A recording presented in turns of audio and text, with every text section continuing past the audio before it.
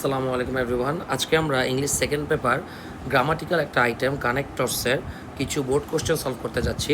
প্রথমে আমরা সলভ করতে যাচ্ছি দিনাজপুর বোর্ড 2024।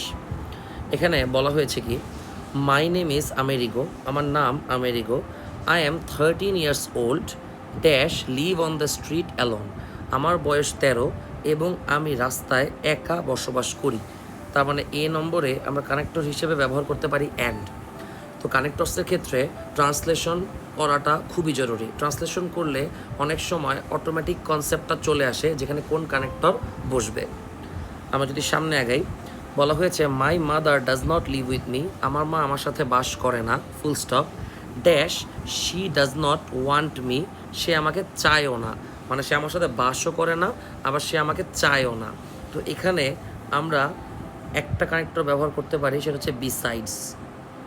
বিসাইডস যদি এখানে ফুল স্টপ না থাকতো, মাই mother does not live with me and she does not want me, তখন আমি অ্যান্ড দিতে পারতাম। যেহেতু ফুল স্টপ দিয়েছে তাহলে আমি ইউজ করতে পারি বিসাইডস। বিসাইডস মানে হচ্ছে পাশাপাশি বা এছাড়াও। তা আমার মা আমার সাথে বসবাস করে না, এছাড়াও তিনি আমাকে চায়ও না। ওকে, এখানে বিসাইডস না দিয়ে আরেকটাও ইউজ করা যেত, সেটা হচ্ছে ইভেন, এমন কি। She does not want me মানে বাস তো করে না, এমনকি সে আমাকে চায়ও না। সো আরও ইন্টেন্সিটি বাড়ানোর জন্য ইভেন কানেক্টরও ব্যবহার করা যেত। সি নম্বরে আসি, বলা হয়েছে কি আবারও dash she told me to go away. Okay, এইবার কিন্তু ইন্টেন্সিটিটা আরও বেড়ে গেছে। তো আই থিঙ্ক বি নম্বরটাতে আমি ইভেন আর ইউজ করব না, আমি ইভেনটা ইউজ করব হচ্ছে সি নাম্বারের জন্য। সিতে আমি ইভেন দিব।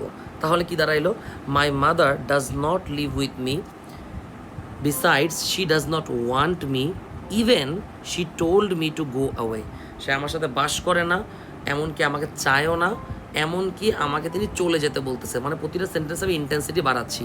আবার বি নম্বরে যদি বিসাইডস ব্যবহার করি, তাহলে সি নম্বরে আমরা ইভেন না ব্যবহার করে মোর ওভার ব্যবহার করলেও হবে, কোনো সমস্যা নাই। এবার আসি পরের সেন্টেন্সে, বলা হয়েছে dash my mother is separated from my father, আমার মা আমার বাবার থেকে কি আলাদা থাকে। আচ্ছা, তো এখন এই সেন্টেন্সটা কিন্তু হুট করে শুরু হয়েছে। ওকে, তার মানে আগের সেন্টেন্সের সাথে এই সেন্টেন্সে কিন্তু তেমন কোনো মিল নাই। আগের সেন্টেন্সে জাস্ট বলা হয়েছে যে আমেরিকার প্রতি মায়ের কি চাওয়া পাওয়ার ব্যাপারটা, আর এখানে হুট করে বলা হয়েছে যে মায়ের সাথে বাবার কি সেপারেশন হয়েছে। তো হুট করে যদি কোনো কিছু চলে আসে, সেই ক্ষেত্রে আমরা একটা গুরুত্বপূর্ণ কানেক্টর ব্যবহার করতে পারি, সেটা হচ্ছে ইনফ্যাক্ট কিংবা ইনডিড কিংবা অ্যাকচুয়ালি। মানে আপনি এখানে বলতে পারেন এভাবে যে আমার মা কেন আমার সাথে থাকে না, কেন আমাকে চায় না। অ্যাকচুয়ালি প্রকৃতপক্ষে বা ইনডিড বা in fact my mother is separated from my father, আমার মা আমার বাবা থেকে আলাদা থাকে। আরেকটা ওয়ার্ড বেশি ভালো শোনা এখানে, সেটা হচ্ছে আনফর্চুনেটলি, দুর্ভাগ্যবশতভাবে যে আমার মায়ের সাথে বাবার সেপারেশন হয়ে গেছে। ই নম্বরে কি বলা হয়েছে, she is married to another man.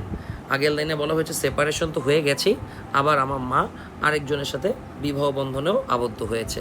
তাহলে এখানে ই নম্বরটায় আমরা ব্যবহার করতে পারি নাও। নাও একটা কানেক্টর, যে আমার মায়ের সাথে বাবার সেপারেশন হয়েছে, নাও she is married to another man, এখন সে আরেকজন লোকের সাথে বিবাহ বন্ধনে আবদ্ধ। কানেক্টরের আরেকটা গুরুত্বপূর্ণ ব্যাপার হচ্ছে, যেই সেন্টেন্সটা আপনি ফিল আপ করতে যাচ্ছেন আপনাকে ঠিক তার আগের সেন্টেন্সটা রিপিট করতে হবে, তাহলে গিয়ে জিনিসটাকে আপনি কানেক্ট করতে পারবেন। তাহলে আমি ডি নম্বরে বলতেছি unfortunately my mother is separated from my father, now she is married to another man. Okay, সামনে আগেই, probably she is happy with him, সম্ভবত আমার মা যে নতুন যে তার হাজব্যান্ড তার সাথে হ্যাপি আছে। এরপরে বলা হচ্ছে my father leaves very far away. তো আগের লাইনে মনে হচ্ছিল যে মা সেপারেটেড হয়ে গেছে, মা থাকে না, বাবা হয়তো থাকে, বাট না, এখানে বলা হচ্ছে বাবাও তার থেকে অনেক দূরে থাকে। তাহলে মা থেকে বাবাতে, মানে সেন্টেন্সের টোন চেঞ্জ হয়ে গেছে। সেন্টেন্সের টোন চেঞ্জ হয়ে গেলে সেই ক্ষেত্রে আমরা ব্যবহার করি অন দ্য আদার হ্যান্ড। মানে মায়ের চ্যাপ্টার শেষ, এবার আমরা বাবার চ্যাপ্টার নিয়ে কথা বলবো, যে অন দ্য আদার হ্যান্ড, অন্যদিকে আমার বাবাও আমার থেকে কি অনেক দূরে দূরে থাকতেছে। Dash I can not go there. আচ্ছা, বাবা অনেক দূরে থাকতেছে বলেই আমি আমার বাবার কাছে যেতে পারতেছি না। তার মানে আপনি বলতে পারেন জি নম্বরে দ্যাট ইজ হোয়াই, এই কারণে, অথবা বলতে পারেন for this reason, same meaning, এই কারণে আমি তার কাছে যেতে পারছি না। এরপরে বলা হয়েছে I want to go to হিম, আমি তার কাছে যেতে পারছি না কিন্তু আমি তার কাছে যেতে চাই, বাট হোয়াট এভার, সেন্টেন্সটা কমপ্লিট হয়নি। বলা হয়েছে I want to go to him, he doesn't take me either. Oh okay okay, এখানে বলা হয়েছে আমি যদি তার কাছে যেতে চাইও সে আমাকে নিতে চায় না, অর্থাৎ এখানে এইচ নম্বর একটা ডিফিকাল্ট কানেক্টর ব্যবহৃত হবে, সেটা হচ্ছে ইভেন ইফ। ইভেন ইফ মানে যদি আমি চাইও তার কাছে যেতে, তিনি আমাকে নিতে চান না, তাহলে ইভেন ইফ এটাও একটা কানেক্টর। তারপরে কি বলা হয়েছে দেখি, বলা হয়েছে যে I begged him to send to me some money dash I could buy A bus ticket, আমি তাকে বলেছিলাম যে আমাকে কিছু টাকা পাঠাও যাতে করে আমি একটা বাস টিকিট কিনতে পারি। এই যে সাবজেক্ট প্লাস ক্যান কুড থাকলে আমরা বুঝে যাই, সেখানে কানেক্টর হিসেবে আমরা ব্যবহার করতে পারি সো দ্যাট। তাহলে আই নম্বরটা হবে সো দ্যাট, আমি তাকে বলেছিলাম আমাকে কিছু টাকা পাঠাও সো দ্যাট, যাতে করে আমি একটা বাস টিকিট কিনতে পারি। I am still waiting dash he hasn't answered, আমি এখনও তার জন্য অপেক্ষা করতেছি কিন্তু তিনি এখনও কোনো উত্তর দেয়নি। তাহলে কিন্তু তার ইংলিশ হচ্ছে বাট।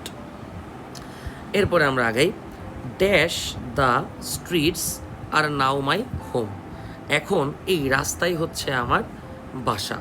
ওকে, তাহলে এখানে আমরা কি ব্যবহার করতে পারি, আগের লাইন পর্যন্ত বলা হয়েছে যে আমি আমার বাবাকে রিকোয়েস্ট করেছি আমাকে কিছু টাকা পাঠাও যাতে আমি বাস টিকিট কিনতে পারি, আমি স্টিল ওয়েট করতেছি তার অ্যান্সারের জন্য, বাট তিনি এখন পর্যন্ত অ্যান্সার করে নাই, আর এই কারণেই রাস্তাই হচ্ছে তার বাসা।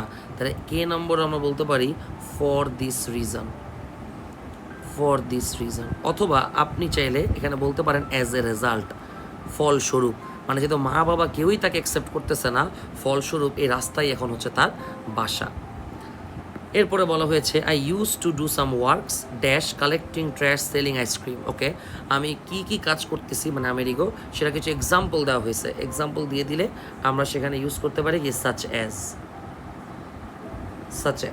Collecting trash selling ice cream of A owner etcetera.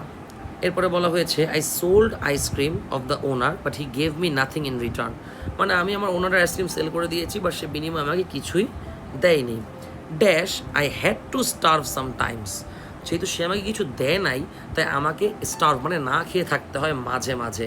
তাইলে আগের সেন্টেন্সের কনসিকুয়েন্স হচ্ছে, আগের সেন্টেন্সটা কি ছিল যে সে আমাকে কোনো টাকা দিচ্ছে না, কনসিকুয়েন্স হিসেবে আমাকে না খেয়ে থাকতে হচ্ছে, তাহলে এখানে আমরা বলতে পারি দেয়ার ফোর, অতএব, অথবা অ্যাজ এ রেজাল্ট, অথবা একবার অ্যাজ এ রেজাল্ট ব্যবহার করলে এখন আমরা ইউজ করতে পারি কনসিকুয়েন্টলি, সবই কারেক্ট। লাস্ট লাইনে কি বলা হয়েছে, লাস্ট লাইনে বলা হয়েছে dash my life is very hard without my parents, আমার জীবনটা অনেক কঠিন আমার পিতামাতা ছাড়া। তো এখানে আমরা বলতে পারি কি, এখানে বলতে পারি দাস, এভাবেই, মানে উপরে পুরা প্যাসেজে বিভিন্ন ধরনের ট্রমা আর সাফারিং আর পেইনের কথা বলা হয়েছে আমেরিগোর, তো ফিনিশিংয়ে এসে আমরা বলতেছি যে এভাবেই আমার লাইফটা অনেক বেশি হার্ড হয়ে গিয়েছে আমার পিতামাতা ছাড়া। আশা করি সবাই বুঝতে পেরেছেন, ধন্যবাদ।